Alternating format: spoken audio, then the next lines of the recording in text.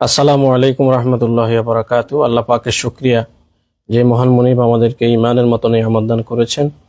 লক্ষ কোটি দুরূদ এবং সালাম কুল কায়নাতের নবী মুহাম্মদ আরবি সাল্লাল্লাহু আলাইহি ওয়াসাল্লামের প্রতি, যেই নবীজির মাধ্যমে আল্লাহ তাআলা আমাদেরকে খুশখবরি শুনিয়েছেন যে ওলামা ইকরাম নবীদের মিরাজ প্রাপ্ত, সম্মানিত।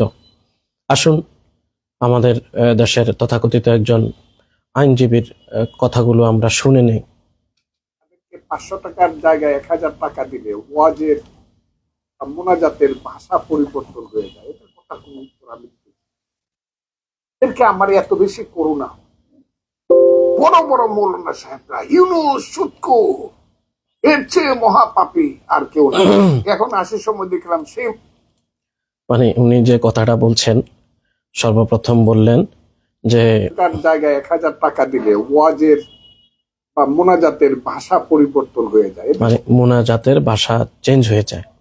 উনি মুনাজাত মানে যতটুকু জানেন যে কিছু টাকা দেয়, মুনাজাতে টাকা পায়, টাকা দিলে ভাষা চেঞ্জ হয়ে যায়। বিশেষ করে উনি বুঝাতে চেয়েছেন আমরা অথবা ওলামায়ে কেরাম যে এখানে সেখানে গিয়ে দোয়া করে বা মানুষের জন্য দোয়া করলে, এখন মানুষ দোয়া করতে নিয়ে যায়, দোয়া চায়, যে দোয়া করতে নিয়ে যায় তার জন্য তো ইমানদার দোয়া করে। এমন কি কখনো হয়েছে যে কোনো আলেমের কথা চেঞ্জ হয়ে গেছে যে 5 ওয়াক্ত নামাজ থেকে এখন 6 ওয়াক্ত করে দিয়েছে, অথবা মাহে রমজানের রোজাকে কেউ নফল করে দিয়েছে, অথবা হজকে কেউ না করলেও চলবে বলেছে? জাকাত বিষয়ে কি কোনো ওলামায়ে কেরাম কোনো বিষয় চেঞ্জ করে দিয়েছে? আসলে মূল বিষয়টা হলো, যারা নিজেদের জ্ঞান বিক্রি করে খায়, নিজেরা নিজেদের গ্রহণযোগ্যতাকে বাড়ানোর জন্য, নিজেরা নিজেদের শিক্ষাকে আরেকটু স্টাবলিশ করার জন্য, জনগণকে নিজেদের দিকে ফোকাস করানোর জন্য এসব কথাগুলো বলেন। কোন উলামায়ে কেরাম নিজেদের শিক্ষা চেঞ্জ করে ধর্মকে ভিন্ন খাতে পরিচালিত করেননি, এটা হয়ে আসছে। বরঞ্চ কেউ দ্বীনে শরীয়তের বিষয়ে সামান্য একটু ভুল করলে সেটাকে ভুল ধরা হয়। নিজ থেকেই কেউ কুফরি করলে সাথে সাথে সেখানে ওলামায়ে কেরাম ভেটো দেন, বাধা দেন, দ্বীন ইসলামের দলিল আদিল্লাগুলো বলে দেন। অথচ তিনারা যে ল পড়াশোনা করেছেন, আইন বিষয়ে পড়াশোনা করেছেন, তিনারা ওই পেশাটাকে বেছে নিয়েছেন এবং দেখা গেছে একটা মিথ্যা মামলার আসামি তিনারা টাকা পয়সা নিয়ে তাকে খালাস দিয়ে দিচ্ছেন বেকসুর, এবং মিথ্যা মামলা মানুষকে দিয়ে হয়রানি করছেন। সহযোগিতাগুলো কারা করে? তারাই করে। এবং নিরীহ মানুষদেরকে বছরকে বছর জেলখানায় আটক রাখার জন্য, কয়েদি রাখার জন্য ওনারাই করেন। বয়ান আমাদের গুলো চেঞ্জ হয় না, বয়ান মুরব্বীদের গুলো চেঞ্জ হয়ে যায়। যারা মেধা বিক্রি করে খায়, ধর্ম বিক্রি করে নয়। ধর্ম বিক্রি করলেও বিক্রি হয় না। ধর্মীয় গুরুদেরকে মানুষ কিভাবে হাদিয়া দেয় আপনার হয়তো ধারণা থাকার কথা ছিল, কিন্তু এ বিষয়ে যদি আপনি আরেকটু খেয়াল করতেন, আমার ধারণা নেই আপনি কি হিংসার বশবর্তী হয়ে বলেছেন নাকি এমনিতেই বলেছেন, না জেনে বলেছেন। মানুষ কি পরিমাণ হাদিয়া দেয়, মানে দেশের আলেম ওলামাদেরকে কি পরিমাণ হাদিয়া দেয়। মসজিদে যারা এখনো চাকরি বাকরি করে, বেশিরভাগ কম বেতনে। একজন শ্রমিকের বেতন যদি দৈনিক 1000 টাকা হয়, মসজিদের ইমামের বেতন 300, 400, 500। এবং শিক্ষা দীক্ষার আলোকে অনেকে বেশি নেন, অনেককে বেশি দিয়ে থাকে। এটা ঢাকা শহর অথবা শহর কেন্দ্রিক গুলোতে হয়, কিন্তু গ্রাম মহল্লায় যারা করে কম। অথচ দেখুন, আপনাদের মতো আইনজীবীদের ফিক্সড করা, যেখানে যত টাকা লাগবে না এর চাইতেও বেশি আমার উপরে দিতে হবে, আমার উপরে দিতে হবে, আরেকটু উপরে দিতে হবে, ওকে দিতে হবে, তাকে দিতে হবে। আমরা মূলত আমাদের গুলা বিক্রি করিনি, কিন্তু আইনজীবীরা নিজেদের গুলা সুন্দরভাবেই বিক্রি করে। সামনে একটু শুনলে ভালো হবে, দেখুন। কথার কোনো উত্তর আমি দিতে চাই না। এদেরকে আমার এত বেশি করুণা হয়। মানে করোনা হয়, আমাদের ওলামায়ে কেরামের প্রতি অনেক বেশি করোনা হয়। করোনা না, দয়া হয় ওনার, খুব দয়া হয়। কেন দয়া হয়? উনি তাদেরকে খুব মহব্বত করেন, ভালোবাসেন, এই জন্য হতে পারে। বড় বড় মৌলানা সাহেবরা ইউনুস সুৎকু এর চেয়ে মহাপাপী আর কেউ নাই। এখন আসার সময় দেখলাম সেই মৌলানা সাহেব দোয়া করতেছে, আল্লাহ নবীর পরেই যাকে স্থান দিতে হবে সেই ইউনূসের পক্ষে বলেন সবাই আলহামদুলিল্লাহ। দেখুন, আমরা যে সমস্ত দোয়াগুলা করি এগুলো পাবলিক প্লেসে করে থাকি এবং মানুষ এগুলো জানে বুঝে, কিন্তু আদালতে অথবা আদালতে দুঃখিত, কল না দেওয়ার জন্য অনুরোধ করছি। মানে উনি আমাদের প্রতি করুণা হয়। ওলামায়ে কেরাম আগে বলতেন ইউনূস সুদখোর, এখন বলে ইউনূসের হায়াত বাড়ায় দাও। দেখুন, ইউনূসকে তিনার ছাত্র জনতা বা ভিন্ন কোনো এজেন্ট তারা বসিয়েছেন। তো উনি বলছেন আমরা জি, তো দিনের কথা অনুযায়ী আমরা বলেছি ইউনূস সাহেবের জন্য আমরা দোয়া করছি।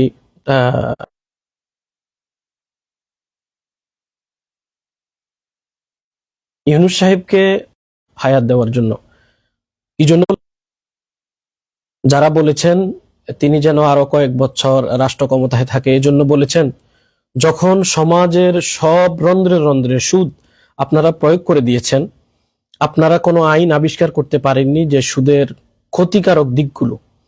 আপনারা কখনো এত মেধা বিক্রি করেছেন কিন্তু এই ব্যাপারে কোনো সিদ্ধান্ত আপনারা জাতিকে দিতে পারেননি যে সুদটা আমাদের দেশের জন্য, রাষ্ট্রের জন্য কতটা ভয়ঙ্কর। যেহেতু ঘরে ঘরে সুদ মানুষ খাচ্ছে, হারামে মানুষ আরাম পাচ্ছে, এই সরি টু সে নিয়ন্ত্রণ করার, আর সুদী মহাজনের যেহেতু বিকল্প নেই সেই জন্য ওলামায়ে কেরাম দেখেছেন যে উনি থাকুক না, অসুবিধা কি। জনগণ চাইছে এবং জনগণ তিনাকে কি করছেন, সয়েজ করেছেন। এখানে তো আর নির্বাচিত জনগণের ওলামায়ে কেরামের মতামত নেওয়া হয়নি। হ্যাঁ, সুদ আগেও হারাম ছিল, এখনো হারাম আছে, কিয়ামত পর্যন্ত তা হারাম থাকবে। যদি কেউ প্রাণনাশের হুমকি হয় অথবা ইল্লা জরুরত কেউ যদি বিপদে পড়ে যায় তখন তার জন্য অনুমতি হতে পারে, যেমন শুকুরের গোস্ত খাওয়া, যেমন মৃত পানির গোস্ত খাওয়া, যেমন আল্লাহ তাআলার একরারের বিষয়গুলো, এগুলো সুন্দর আসছে। করোনা আমাদের প্রতি করে লাভ নেই, আপনাদের প্রতি করোনা হয় কারণ আপনারা নিজেরা নিজেদের বয়ানগুলো চেঞ্জ করে নেন। বিভিন্ন আকাশের যত তারা আইনের এর থেকেও বেশি ধারা রয়েছে। নাউজুবিল্লাহি মিন যালিক। মুরব্বী মানুষ, আমি অসম্মান করে অবশ্যই কোনো কথা বলবো না, কিন্তু আপনি তো ওলামায়ে কেরামদেরকে একেবারে, আমি শুধু আপনাকে বলছি, কিন্তু যুক্তি তর্কের ক্ষেত্রে ছোটর সাথে জুনিয়রের সাথেও কথা বলা যায়। সিনিয়র যদি কোনো ভুল ত্রুটি করে ছোটরা খুব আদবের সাথে বিনয়ের সাথে শুধরিয়ে দেওয়া, বলে দেওয়া, এটা আমাদের ইসলাম বলে, দিন বলে। অসম্মান করছি না আপনাকে, শুধু কথাগুলো বলছি। এগুলো একটি মুসলিম কান্ট্রিতে এবং সাধারণ মানুষের বিবেকে বাধে এবং মানুষের ভিতরে ক্ষোভের সৃষ্টি করে। আশা করছি আপনি বুঝবেন। এদের কথারই 500 টাকা 1000 টাকা যারা মানুষের ঘরে খায়া মিল্লা খায়া যারা বড় হইয়া বড় বড় কথা বলে, এদের কথা এদের কোনো সেন্স কাজ করে বলে আমি মনে করি না। আমার সরল মন একটু জানতে চাওয়া, মানে 500-1000 টাকা করে তিনারা যে দিয়েছেন, তিনি এই পর্যন্ত কত হাজার ওলামায়ে কেরামকে লেখাপড়া করিয়েছেন, অথবা 500-1000 টাকা করে দিতে গিয়ে তিনার কতটুকু জমি ভিটা তিনার বাবা অথবা দাদার শেষ হয়ে গিয়েছে। আমার তো করুণা হয় তাদের জন্য, তারা টাকা ছাড়া কোনো মামলা নেয় না, পয়সা ছাড়া কারো পক্ষে কোনো কাজ করে না, এটা চূড়ান্ত। এবং মানুষদের মামলা বছরের পর বছর ঘুরিয়ে থাকে। আমরা তো দোয়া করলে নগদ করিয়ে দিই, আমরা তো বিয়ে পড়ালে নগদ পড়িয়ে দিই, আমরা কারো নামের যে কোনো অনুষ্ঠানে গেলে নগদ কাজ সেরে পরে আমাদেরকে 100 ভাগের 1 ভাগ হাদিয়া ন্যূনতম নামে মাত্র দেয়া হয়। এগুলো আমরা খুঁজে নেই না, জোর করে নেই না। কিন্তু যারা আইন বিশেষজ্ঞ, আইন বিক্রি করে, আইনজীবী, তারা নিজেরা সিন্ডিকেটের সাথে জড়িত, নিজেরা এই ব্যবসা করে খাচ্ছে, এটাকে ব্যবসা বলবো না, এভাবেই জীবিকা নির্বাহ করছে। তো করোনা আপনাদের প্রতি হয় যে আসলে যদি ইসলামী শরিয়া বাস্তবায়িত হয় তাহলে মামলা বছরকে বছর ঝুলবে না, এবং ইসলামী আইনের অবকাঠামোতে কোনো প্রকার এরকম জেলখানায় কয়েদি আটকে রেখে রাষ্ট্রীয় টাকা পয়সা খরচ করা এবং জেলখানা, খামার বাড়ি নির্মাণ করা, এই সবগুলা নেই। করোনা তো আপনাদের প্রতি হয়, আপনারা সরকারের খেয়েছেন, সরকারের খাচ্ছেন, সরকারের টাকা নিচ্ছেন। সরকারটা কি আসলে, সরকারটা আসলে মূলত কি? সরকারটা কি আপনি একা মানে আপনি একা সরকারে আছেন, নাকি জনগণই সরকার? মানে জনগণের টাকায় পড়াশোনা করে সরকারি পেশায় নিজেকে নিয়োজিত রেখে ওখান থেকে শত শত আইনজীবী জীবিকা নির্বাহ করার পর যদি ওলামা একরামের দিকে তীর নিক্ষেপ করে, সেটা কেমন হয়ে গেল না? তাহলে ওলামা একরাম নিজেরা টাকা বানায় না, ওখানে গভর্নর হিসেবে সাইন করে না, ওই টাকা তারা উত্তোলন করে বক্ষণ করে না। আপনিও যেমন সেম কর্ম করেন, ওখান থেকে বড় একটা অ্যামাউন্ট আসে, এবং আপনারা তো বিভিন্ন সময় পক্ষে বিপক্ষে মত চেঞ্জ করেন। আমি সম্প্রতি সময়ে আপনার আরেকটা আলোচনা শুনেছি যে একজনের অন্যায়ের জন্য দলকে দোষারোপ করা যাবে না, আওয়ামী লীগ বিষয়ে আপনি বলেছিলেন। তাহলে ওলামা একরামের মাঝে একজনের বক্তব্যকে কেন্দ্র করে আপনি তখন কেন ভুলে যান? সূত্র তো সূত্র। আশা করছি মুরব্বী আপনার মোচ পেকে গেছে, যদিও আপনার দাড়ি এখনো গজায়নি। দোয়া করছি অচিরেই যেন আল্লাহ পাক আপনাকে হেদায়েত দান করে। আমি বিশ্বাস করি আইনজীবীরা চাইলে অনেক পড়াশোনা করতে পারে। আমি অনেক ব্যারিস্টারের সাথে কথা বলেছি, আমি অনেক আইনজীবীদের ইমাম, তাদেরকে কোনো বিষয়ে বুঝিয়ে। তবে আমি একটা কথা বলি, এরা হইলো মোল্লা মুন্সি। মোল্লাতন্ত্র কিন্তু ইসলাম নয়, ইসলাম কিন্তু মহান। মানে উনি বুঝাতে চাচ্ছে আইনজীবীদের কোনো কাজ, ল ল তার নিজ গতিতে চলবে, সেখানে কোনো আইনজীবীর কথা বলার অধিকার থাকবে না। আইনজীবী সমিতি অথবা বার এগুলো তো মানুষ ব্যবসার জন্য করে। ওলামা একরামের কথা এভাবে বলেছেন তিনি বলেছেন মোল্লাতন্ত্র মানে মোল্লাদের কাজ কি, আলেমদের কাজ কি, এগুলো তো তুচ্ছ তাচ্ছ। ইসলামিক ল বলতে একটা বিষয় আছে, উনি এটাও অস্বীকার করছেন কিনা আমি জানি না, উনি এটা বলেননি। কিন্তু মোল্লাতন্ত্র বলে যে তুচ্ছ তাচ্ছিল্য করেছেন, কোন ওলামা একরাম ফাতোয়া দিয়ে অথবা শক্ত কোনো শর্ত দিয়ে ইসলামকে কোনো কারো কাছে বিক্রি করেননি, করছেন না, ভবিষ্যতেও করবেন না। তবে তিনি যেটা বলেছেন মোল্লাতন্ত্র আর ইসলাম আলাদা, মানে অনেকটা এমন বুঝিয়েছেন যে রাষ্ট্রীয় আইন এবং লয়াররা, আইনজীবীরা, ব্যারিস্টাররা, অ্যাডভোকেটরা, ওদের কোনো কাজ নেই, ওরা কাজ করবে কেন? হ্যাঁ, তাহলে আপনাদের কাজগুলো বন্ধ করে দেন, ওলামা একরামের গুলো কাজে লাগবে না। যদি রাষ্ট্রীয় আইনের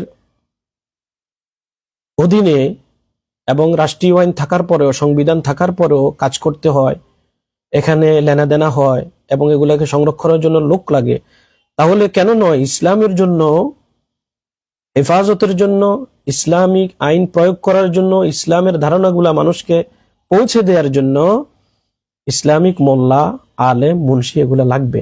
আপনি এগুলো মানে কোথা থেকে বলেন? ঠিক না। একটা প্রমাণ আপনাকে দেই, আপনার নাম শ্রদ্ধার সাথে নিচ্ছি, ফজলুর রহমান। এই যে নামটা আপনি পেয়েছেন, এই নামটা কিন্তু আপনি কোথায় পেয়েছেন? ওলামা একরাম থেকে। পাওয়ার পর বড় বড় ওলামা একরাম, কোন আলেম এই নাম চয়েস করেছেন, এরপরে আপনি এই নাম পেয়েছেন, এরপরে কেন অস্বীকার করছেন? আমার বোধগম্য নয়। মুরব্বী, আশা করছি শ্রদ্ধার সাথে বিনীত নিবেদন, আপনি বিষয়গুলা খুব খেয়াল করবেন। মোল্লাতন্ত্র চিরদিন ইসলামকে ছোট করেছে। কাজেই মোল্লাতন্ত্র ইসলামকে ছোট করেছে মানে কেমন? আইনজীবীরা আইনকে ছোট করেছে। কেউ যদি আইনের প্রয়োগ ভিন্নভাবে করে অথবা আইন দ্বারা নিজের স্বার্থ অন্বেষণ করে অথবা জীবিকা নির্বাহন করে, ভুল তথ্য প্রমাণাদি দিয়ে আইনের প্রয়োগটাকে ভিন্ন খাতে প্রবাহিত করে, সেটাকে আইনের দোষ না আইনজীবীর দোষ? ইসলামটাকে কেউ যদি ভিন্ন পথে প্রবাহিত করে, তাদেরকে আমরা পীর হলে বলি ভণ্ড পীর, আলেম হলে বলি ভণ্ড আলেম, এবং আলেমে সু বলি তাদেরকে। হ্যাঁ, তো আইনজীবী হিসেবে আপনি কোন ধরনের সেটাও আমাদের কাছে জানা নেই। এখন তো আমাদের মনে, সরল মনে প্রশ্ন থাকতেই পারে যে আপনি এত সুন্দর মুসলিম নাম রেখে ওলামা ইকরাম সম্পর্কে জানেন না, বুঝেন না, এবং কে কোন তবকার। যেমন আমার যতটুকু ধারণা, শিশু নির্যাতন দমন আইন একরকম, ভূমি আইন একরকম, প্রশাসনিক আইন আরেক রকম, ক্যাটাগরি আলাদা আলাদা আছে। মানে আপনাদেরকে সহজ করে বলি, যারা জমি হিসাব নিকাশ এগুলা করেন তাদের অ্যাডভোকেট আলাদা, যারা সুপ্রিম কোর্টের আইনজীবী আলাদা, যারা বাহারের সাথে জড়িত তারা আলাদা, সিনিয়র জুনিয়র এবং ক্ষেত্র বিশেষ ভাগ আছে। ওলামায়ে কেরামেরও অনেক ভাগ আছে, আপনি সবাইকে একসাথ করে দিচ্ছেন কেন?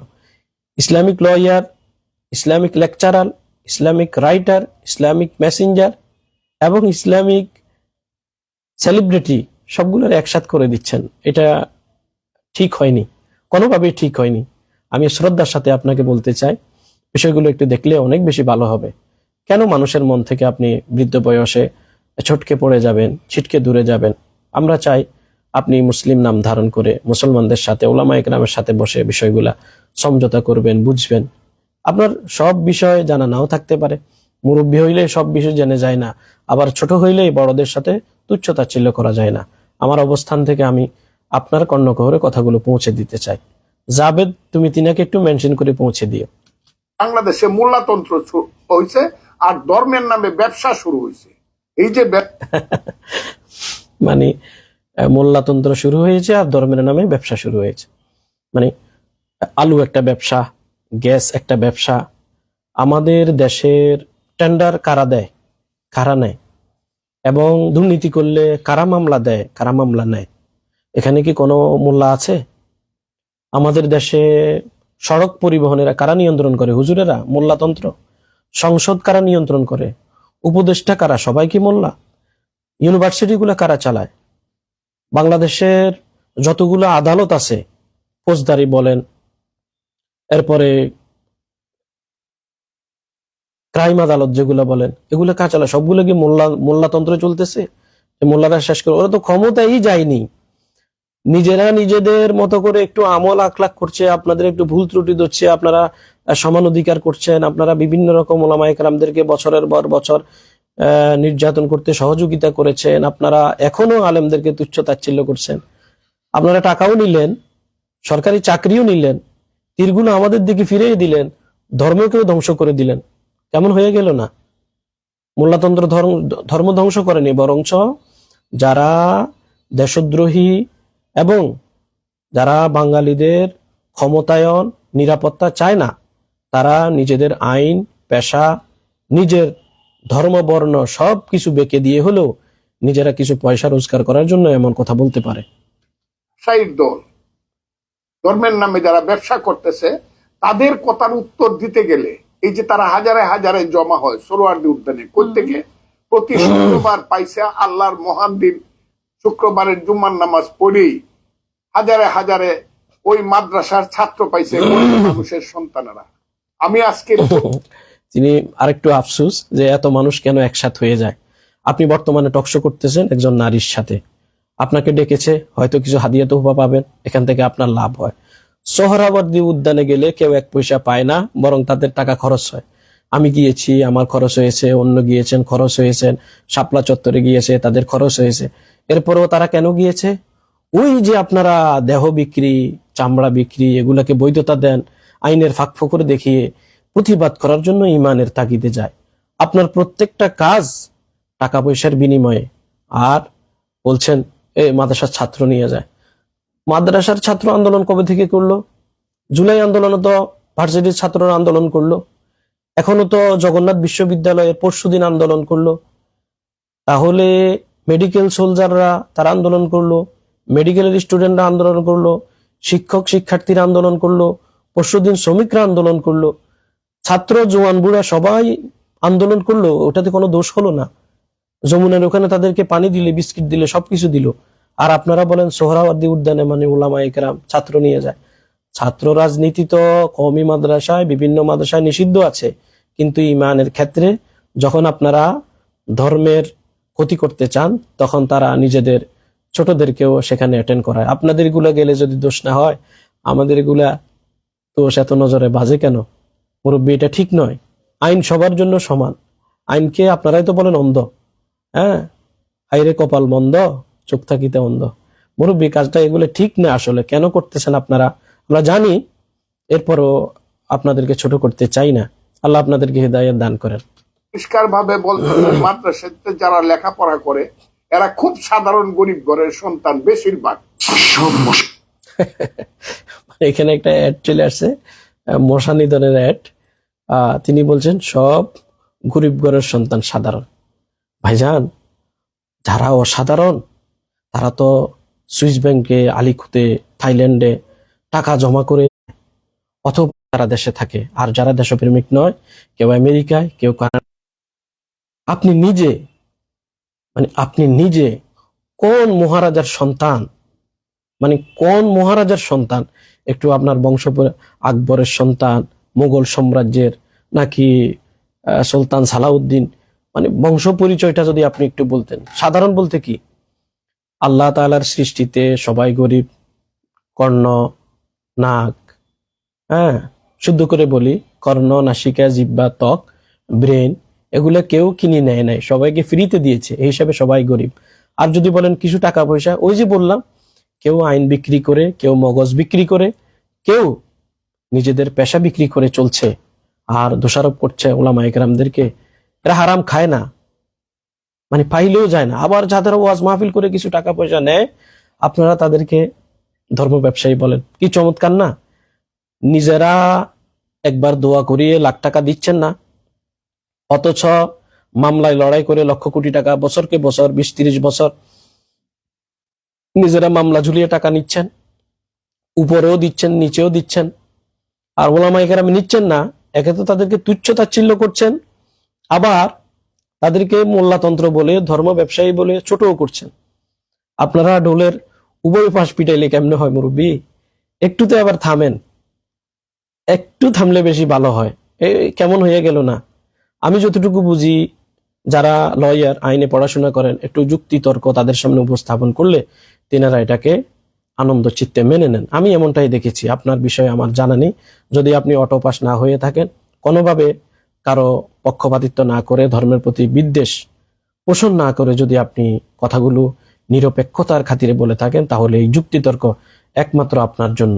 7% এই ছেলেপেলেরা কিছুই বুঝে না হুজুর ছাড়া। এরা থাকে মাদ্রাসায়, খায় লিল্লার টাকা। এখানেও আফসোস, ওরা কেন ফ্রি খাচ্ছে, ওরা কেন? আরে কাকা, মাদ্রাসার এখন যে বর্তমান 12-15 হাজার টাকা ব্যয় করে আব্বা আম্মা তাদেরকে পড়াশোনা করায়, একবারে ফ্রিতে নয়। আগে চামড়া কালেকশন কিছু হইতো, এগুলোও এখন করে না। এলাকাতে কিছু ধান কালেকশন হইতো, এগুলোও কিছু করে না। আর আপনারা কত টাকা দেন? ভাই, কুমিল্লা জেলাতে যারা কালেকশন করে, আমি দেখি যে এখনো 10 টাকা 5 টাকা দেয়। 10 টাকা দিয়ে এত বড় কথা বলছেন? একটা মামলার জন্য কত টাকা নেন? বা একটা আসামির পক্ষে কাজ করার জন্য কত টাকা নেয় একজন আইনজীবী? বলেন তো আপনি। এভাবে তুচ্ছ তাচ্ছিল্য করার কারণ কি হতে পারে? ধর্মটা, আপনার নাম তো মাশাআল্লাহ অনেক সুন্দর, মাশাআল্লাহ, তো ধর্মটাও তো আপনার ধার করা, ধর্মের এই নামটাও তো আপনার ধার করা। কেন তুচ্ছ তাচ্ছিল্য করছেন? প্রত্যেকটা কথায় কথায় আপনি এভাবে বলছেন। কতগুলো কথা একসাথে বলেছেন। আসলে মানুষের যখন বিবেক মরে যায়, ইমান যখন চলে যায়, তখন পাশে আর নবীদের কেউ পায় না, কোরআন কেউ পায় না, স্রষ্টা কেউ পায় না। তখন আলেম ওলামাদেরকে এভাবে তারা তুচ্ছ তাচ্ছিল্য করে। হ্যাঁ, পবিত্র কোরআনে আছে তো, আল্লাহ তাআলা বলেছেন, সাওয়াউন আলাইহিম আনজারতাহুম আম লাম তুনজিরহুম লা ইউমিনুন। ইয আরসালনা ইলাইহিম মুসনাইনি ফাকাযযাবুহুমা। ইয আরসালনা, যখনই প্রেরণ করেছি, মুসনাইনি, 2 জন, ফাকাযযাবুহুমা, তারা মিথ্যা সাব্যস্ত করেছে। তারপরে অনেক নবীকে সত্য বলার কারণে, দিন মানার কারণে বলেছেন। ওনার কথাগুলো সহজে শেষ করে দেয় এগুলার। এরা মানুষের অনুদানে খায়। নিজের জীবন সম্পর্কে এদের যে ধারণা হয়, সেই ধারণা হলো হুজুর যা বলে তাই শুনতে হবে। এখন ওনার কথা হলো হুজুর যা বলে তা শোনা যাবে না। হুজুর যদিও আইনের কথা বলে এবং মানবতার কথা বলে, ধর্মের কথা বলে, এগুলো শোনা যাবে না। ওই যে ভাইস চ্যান্সেলরের মতো, অধ্যক্ষের মতো, অধ্যাপকের মতো টেনে হিচড়ে বের করে দিতে হবে, আন্দোলন করতে হবে, তার কক্ষে তালা মেরে দিতে হবে, মাথার উপরে গোবর নিক্ষেপ করতে হবে, তিনারা চাইছেন এমন। হ্যাঁ, এগুলোই তো চাইতেছেন। অথচ আমাদের জ্ঞান, আমাদের ধর্ম, আমাদের ওস্তাদের শিক্ষা বলে, ওস্তাদ যা বলেছেন তুমি এগুলা পড়ো, পড়াশোনা করে দেখো। আর আমাদের পড়াশোনার স্তর সম্পর্কে তিনার কোনোভাবে আমি ন্যূনতম জ্ঞান নাই বলে দাবি করছি। কারণ আক্ষরিক অর্থে পড়াশোনা হয়, এরপরে গ্রামাটিক্যালে পড়াশোনা হয়, এরপরে মাসলা মাসাইল পড়াশোনা হয়, এরপরে হাদিস পড়ানো হয়, এই গ্যাপে আবার কোরআন, তরজুমাতুল কোরআন পড়া হয়, এর উপরে আবার আদব, তাখাসুস ফিকা, এরপরে তাখাসুস ফিল হাদিস, এই সবগুলো পড়ানো হয়। এরপরেও যদি বলেন হুজুর যা বলে তাই করে, কাকা এটা কি বললেন? হ্যাঁ, এক হুজুরের কথা আমরা বলি, যিনি হুজুরে পাক সাল্লাল্লাহু আলাইহি ওয়াসাল্লাম। এক রবের আদেশ আমরা মেনে নেই ঐক্য থাকার জন্য, যার নাম আল্লাহ। এতে যদি আপনাদের জলে খারাপ লাগে তো আমরা কি করব বলুন? আল্লাহ আপনাদেরকে সহি বুঝ দান করেন। মুরব্বীদেরকে অতি দ্রুত আল্লাহ তাআলা জমিনের জন্য নিরাপত্তাময় করে দেন, না হলে আল্লাহর বান্দা আল্লাহ তাআলার কাছে নিয়ে যান। যেমন ভারতের প্রিয়জনকে ভারত নিয়ে গেছে, আমেরিকার প্রিয়জনকে আমেরিকা নিয়ে গেছে। হ্যাঁ, মুসলমানদের সম্পদ অমুক অমুক পছন্দ হয়েছে নিয়ে গেছে। আল্লাহর বান্দার পছন্দ হইলে আল্লাহ যেন নিয়ে যায়, এতটুকুই দোয়া করতে পারি, এর চাইতে বড় কিছু না। কারুনকে নিয়ে গেছে, ফেরাউনকে নিয়ে গেছে, হামানকে নিয়ে গেছে। তো আপনার জন্য শক্তভাবে দোয়া করছি না, আল্লাহ আপনাকে সহি বুঝ দান করেন, এই দোয়াই করছি। হুজুরেরা তাদেরকে কয়েকদিন পরে পরে প্রতি শুক্রবারে অথবা 1 মাস 2 মাস পরে পরে তৌহিদি জনতার নামে, ইসলাম রক্ষা করার নামে তৌহিদি জনতার নামে কোনো আন্দোলন আমাদের হয় না। 2013 সালে শাপলা চত্বর হয়েছিল, আপনারা জানেন। আর এখন বর্তমানে 25, এখন মার্চ ফর গাজা হয়েছে। ইতিহাসে এত বড় বড় হয় নাই। তিনার ধারণায় জগন্নাথে যদি 18,000 শিক্ষার্থী হয়, 800 শিক্ষক হয়, আমাদের মাদ্রাসায় 18,000 করে কত কত হাজার মাদ্রাসা আছে। হাটহাজারীতে কত, পটিয়াতে কত, ঢাকাতে কত, চট্টগ্রামে কত, মাশরিক মাগরিব, আর গুলা ইস্ট ওয়েস্ট, এগুলো বললাম না। কেন কেন যে এই কথাগুলো বলেন? ছাত্ররা প্রতিদিন আসে, ধারণাই নেই। ছাত্ররা তো ঘুমানোর মতো শুক্রবারে সময় পায় না, ছাত্ররা জামা কাপড় ধোয়ার মতো সময় পায় না, ছাত্র একটু বাড়িতে যাবে সেই সুযোগ পায় না। যারা গিয়েছে এরা তো 10 ভাগের 1 ভাগ মাত্র, অথবা 100 ভাগের মনে করেন 30%, 100% থেকে 30% এসেছে, 75% আসেনি। হ্যাঁ, সত্য তো সবাই যায়নি। এরপরেও আপনাদের এত জলে, মানে কি দেখে জল আপনারা বুঝতে পেরেছেন আশা করে। মূল জ্বলার কারণ কি? সোহরাওয়ার্দী উদ্যানে কেন গেল? এটা জ্বলা। আন্দোলন কেন করলো? এটা জ্বলা। এরপরে মানে যত প্রকার তুচ্ছ তাচ্ছিল্য করা যায় করছেন। কোন রাজনৈতিক সংগঠন টাকা বানাইয়া চলে? কোন শিক্ষা প্রতিষ্ঠান নিজেরা টাকা ছাপাইয়া চলে? কোন আইনজীবী, জজ, ব্যারিস্টার নিজের টাকা নিজে মেশিন দিয়ে বানায়? সবাই তো কারো না কারো থেকে টাকা তোলে, কারো না কারো থেকে টাকা আদায় করে নেয়।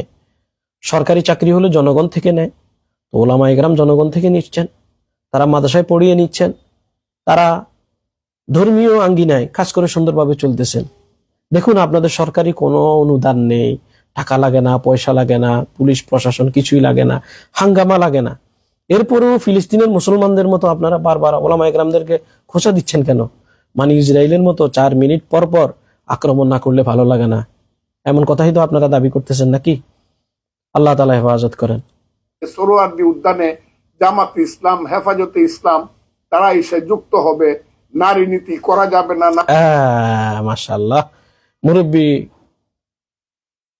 হঠাৎ করে বলে দিয়েছেন আসল কথা, নারী নীতি। আসলে নারী নীতি বলতে, এত বছর আপনারা ক্ষমতায়, এত বছর আইনজীবী হয়ে আছেন, আসলে নারী নীতি কি? বাবা মার দেহ ব্যবসা কি, চামড়া ব্যবসা কি? আমি খুব সাবধানতার সাথে শব্দগুলো চয়ন করছি। নারী নীতি বলতে আপনার বয়সে আপনি কি বুঝেছেন? দেহ ব্যবসাটাকে আপনি বৈধ মনে করেন? আপনি কি সবগুলো বিষয়কে সমর্থন করেন যেগুলো লিখেছে? আদৌ কি আপনি পড়েছেন, দেখেছেন, জেনেছেন? হ্যাঁ, তাদের কোনো সমান অধিকার অথবা তাদের অধিকার চাইতেই তারা পারে। আবার আমরাও তো আমাদের ইজ্জত আবরু বাঁচানোর জন্য সোহরাওয়ার দিতে যেতে পারি। তাহলে কি পরবর্তী সময়ে আজকে কালকে যারা নেমেছে নিজেরাও জানে না কেন নেমেছে, তাদেরকে কি আপনারাই নামিয়ে দিয়েছেন? মানে খোলামেলা চললে ফিরলে বুড়ো বয়সে কি করবেন? মানে কি করবেন বলেন? আমাদের তো বুঝে আসে না, আমরা ছোট হিসাবেও আমরা এগুলো বুঝছি না। আপনারা আসলে এগুলো কেন করেন? এগুলো করে করে মানুষের হৃদয়ে ঘৃণার জন্ম দেন। আল্লাহ তাআলা আপনাকে সহি সমঝ দান করুন। আমি খুব আন্তরিকতার সাথে আপনাকে রিকোয়েস্ট করব, এই সবগুলা আরেকটু ভেবে দেখলে অনেক বেশি ভালো হবে। ধর্ম বিষয়গুলা, যারা এডিসি হয়, ডিসি হয়, এসপি হয়, তারা কিন্তু ধর্মীয় বিষয়গুলোতে কথা বলতে খুব সাবধানতা অবলম্বন করে। আপনি একজন বয়োজ্যেষ্ঠ আইনজীবী হিসাবে এই বিষয়টা একবারে ছেলেপেলের মতো আচরণ করা ঠিক হয়নি। আপনি যদি বলেন আপনারটা ঠিক হয়েছে রাষ্ট্রীয় নাগরিক হিসাবে, আমারটা তো 100% ঠিক হতেই পারে। আমি আমার তাহজিব তামাদ্দুন, আমার ধর্মীয় কৃষ্টি কালচার, আমার ধর্মীয় বিধানে আঘাত লেগেছে, তাই আপনার কথাগুলোর জবাব দেওয়া প্রয়োজন মনে করছি। আপনি যদি পাবলিক প্রেসে না বলতেন, আমিও পাবলিক প্রেসে কোনোভাবেই বলতাম না। অথচ আপনি যেভাবে তুচ্ছ তাচ্ছিল্য করেছেন, আমি মাত্র আপনার কথাগুলো থেকে সামান্য একটু কোট করে আপনার পর্যন্ত, আপনার কর্ণকুহরে কথাগুলো পৌঁছানোর চেষ্টা করেছি। নীতি যারা লেখছে করছে এই নারীরা, আমি তো মনে করি এখন যদি বেগম রুকেয়া থাকতো, আজকের মোল্লা মুন্সিরা তাকে ব্যত্রাঘাত করতো, অথবা তসলিমা নাসরিনের মতো দেশ। বেগম রোকেয়া নেই, আপনি তো বেঁচে আছেন, আপনার আত্মীয় স্বজনরাও তো বেঁচে আছে, ওদেরকে কি সরিয়ে দিয়েছে? আরো যারা আছে নারী সংস্কার কমিশনে যারা এসে, তাদেরকে কি কবরে পাঠিয়ে দিয়েছে?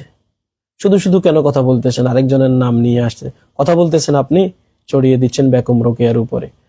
সংস্কার কমিশনের বিষয়গুলো নিয়ে আপনার এত প্রীতি, আপনি সংস্কার কমিশনের কি হন? অথবা সংবিধানের সাথে যেগুলো সাংঘর্ষিক, ধর্মীয় বিষয়ের সাথে যেগুলো সাংঘর্ষিক, আবারও এখানে ওলামায়ে কেরামকে তুচ্ছ তাচ্ছিল্য করে বলা হচ্ছে। সবগুলো কথা বলার মত মন মানসিকতা আমাদের নেই, এবং দোয়া করছি আল্লাহ তাআলা তিনাকে হেদায়েত দান করুন। অনেক ওলামায়ে কেরামের হৃদয়ে আঘাত লেগেছে। ফজলুর রহমান সাহেবের কাছে আবারও সবিনয় অনুরোধ, আপনি আইনজীবী হিসাবে আপনার শিক্ষাকে আপনি ছোট করেছেন, আপনার পেশাকে আপনি নিজেই তুচ্ছ করেছেন, আপনার ফ্যামিলি ব্যাকগ্রাউন্ড অথবা ধর্মীয় পরিচয়কে আপনি নিজেই শেষ করে দিয়েছেন। আপনি নিজের নামের যে একটা অর্থ, ফজলুর রহমান, নিজের নাম যে কেউ দিয়েছেন, সেটাকে ছোট করেছেন, খাটো করেছেন। আমি বলছি না অবমাননা করেছেন, এসবগুলো করেছেন বলে আমার মনে হয়। মহান আল্লাহ তাআলা আপনাকে হিদায়াত দান করুন, দ্বীনের উপরে অটল রাখুন, ঈমান নিয়ে মৃত্যুবরণের তৌফিক দান করুন। আমি দোয়া করছি আপনি যেন ইসলামী খেলাফত দেখে যেতে পারেন। আমি দোয়া করছি আপনি যেন বাংলাদেশে অন্তত মুসলমানদের শান্তি সুখের দিনগুলো দেখে যেতে পারেন। আপনি তো দেখেছেন স্বৈরাচার, ফ্যাসিস্ট, এই ধরনের রাজত্ব, এবং আপনার আশপাশে বা আপনি যাদের ক্রিটিক্যাল বয়ানগুলো শুনেন, লেকচারগুলো শুনেন, আমি মনে হয় শিওর আপনি ধারাবাহিকভাবে সবগুলো পড়েন না, দেখেন না। হ্যাঁ, এগুলা ঠিক না। ফার্স্ট টু লাস্ট পর্যন্ত পড়লে আপনি দেখতেন ইসলামিক আইনটাই সর্বসম্মত, সর্বযুগীয়, শ্রেষ্ঠ। মহান আল্লাহ তাআলা আপনাকে সুবুদ্ধি দান করুন, এবং আমার মন বলে আপনি যদি ইসলামিক লয়ার হতেন তাহলে জাতি অনেক উপকৃত হতো। আপনি যদি দেশপ্রেমিক এর ভূমিকায় অবতীর্ণ হতেন, আমরা ছোটরাও অনেক বিষয় আপনার থেকে শিখতে পারতাম। মহান আল্লাহ তাআলা আপনাকে ঈমানের পথে, হেদায়েতের পথে পরিচালিত করুন। আর যদি ভিন্ন রকম হয় তাহলে আমরা তো দোয়া করতেই পারি, ভারতের বন্ধু যেমন ভারত নিয়ে গেছে, আমেরিকার প্রিয়জন যেমন আমেরিকাতে চলে গেছে, লন্ডনের প্রিয়জন লন্ডনে চলে গেছে, আল্লাহর বন্দাকেও যেন আল্লাহ নিয়ে নেন। ফি আমানিল্লাহ। সকলকে মহান রব ভালো রাখুন। আসসালামু আলাইকুম ওয়া রাহমাতুল্লাহি ওয়া বারাকাতুহু।